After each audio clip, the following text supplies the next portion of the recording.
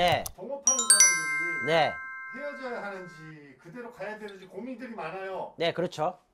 어떻게 하죠? 가장 중요한 부분은 마음에서 시키는 대로 하는 게 가장 중요한 부분인데, 문제는 뭐냐면 특히 연인 같은 경우에는 내가 이 사람을 헤어지고 싶은 마음은 있는데도 불구하고 못 헤어지는 경우가 정 때문에 그런 거잖아요.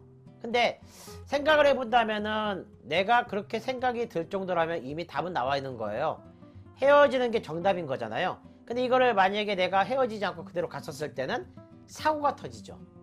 요즘에 흔히 말하는 뭐 헤어져야 했는데 뭐 문제가 생길 수 있는 부분도 있고 여러 가지 사고가 생길 수 있지만, 그래도 단호하게 상대방한테 의견을 얘기하는 게 좋은데, 상대가 만약에 굉장히 좀 문제가 있는 사람이면 서서히 헤어지는 게 낫고요. 근데 이게 만약에 문제가 없는 사람 같은 경우는 빨리 헤어지는 게 좋습니다.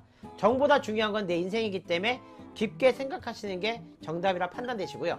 동업자 같은 경우는 이제 또 이해관계가 얽혀있단 말이에요. 내가 이 사람한테 돈을 얼마 투자했고 상대방한테 얼마 투자했고, 이럴 때는 사실은 헤어지는 게 정답은 아닙니다. 예를 들어서 상대방이 만약에 부정을 저질러서 회사 운영하는데 굉장히 문제가 심각한 거라면은 깨끗이 정리한 게 맞지만, 상대가 부정을 저지른 게 아니고 단지 성격이 좀 안 맞는다거나 아니면 이 사람이 나하고 좀 이렇게 사업하던 그 파트너를 했었을 때 경영분이 안 맞았을 때는 이해관계가 없다라면 상관없지만 분명히 이해관계가 있기 때문에 이때는 헤어지기보다는 헤어질 때를 대비해서 6개월이면 6개월, 1년 정도를 내가 그에 맞는 자금을 먼저 구하신 다음에 헤어져야지 곤란한 일을 겪게 되지 않고 넘어갈 수가 있는 거죠. 결과적으로는 인연이라는 거는 사실 맺기도 어렵지만 헤어지는 거 쉽지가 않습니다.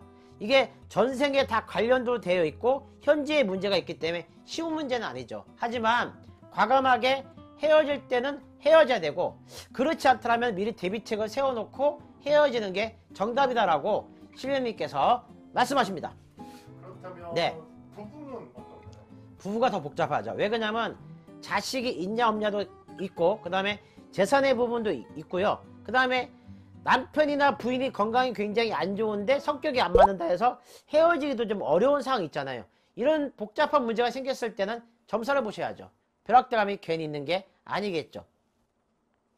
벼락대감에 구독하기는 필수입니다. 구독, 좋아요, 구독, 좋아요.